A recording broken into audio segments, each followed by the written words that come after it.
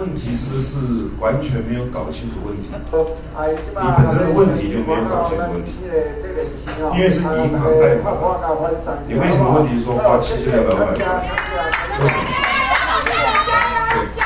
为什么？就是因为像银行贷款，你的问题似乎完全是在误导的感觉。我不知道是哪个。3月几天就是有民进党立委爆料豪宅的事情，可以帮我们立委对有爆料南港豪宅的事情，可以帮我们说明一下南港豪宅是什么时候买出，什么时候卖出？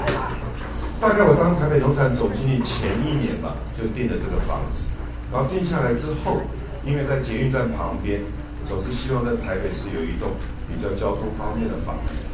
然后过了一段时间，发现银行贷款的利息还有本金实在太高，无力支付，所以就等于是认赔，就抛出去了，就这么简单。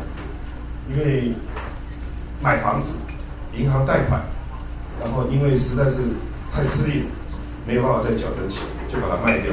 这是一个非常单纯的事情，我不晓得跟特权啊或者什么有什么关系，一点关系都没有。市长有人说是叫假庶民，你怎么看？我想像这个房子买卖就是非常单纯的事情，然后也因为财务的压力，所以把它让给别人，好不好？市长，外界比较好奇是您失业期间为什么会有7200万可以买豪宅？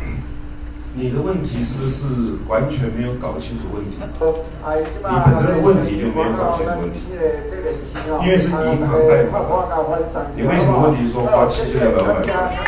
对，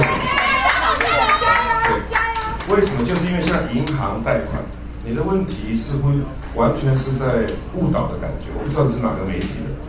市长，今天早上是哪个媒体可以讲吗？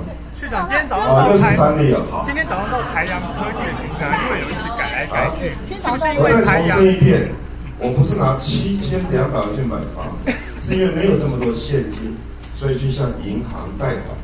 若干年之后，因为财务有压力，所以不得不忍痛把它让给别人。什么叫做拿7200万去买房子？你提的问题我就觉得非常的奇怪。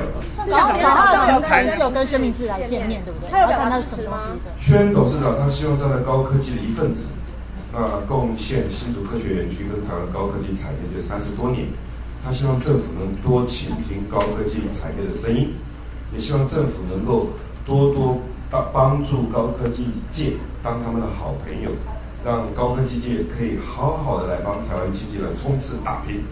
他觉得这一段时间，好像政府对高科技产业的需求，好像照顾的比较不够不足，他希望能够加强。他讲了很多点，我觉得对我来讲帮助很大。也是一个高科技，没有，我们没有谈到支持跟不支持，他就有谈到高科技产业界一个兴盛。他希望我能够倾听进去。我觉得他讲的一些点非常有道理，包括人才的培育包括高科技在全球的布局的时候，需要政府怎么来协助他。我觉得这个讲得很好，对我帮助很大。早上因为到台阳行程有改来改去，是因为台阳科技的大股东是鸿海吗？还是有什么其他考量？为什么会更改？早上什么改行程？我们尊重主办单位，他希望用这样的一个闭门会议室的方式，我们来。这个闭门会议的方式，大家来交换意见，完全尊重，好不好？好，谢谢，谢谢，谢谢。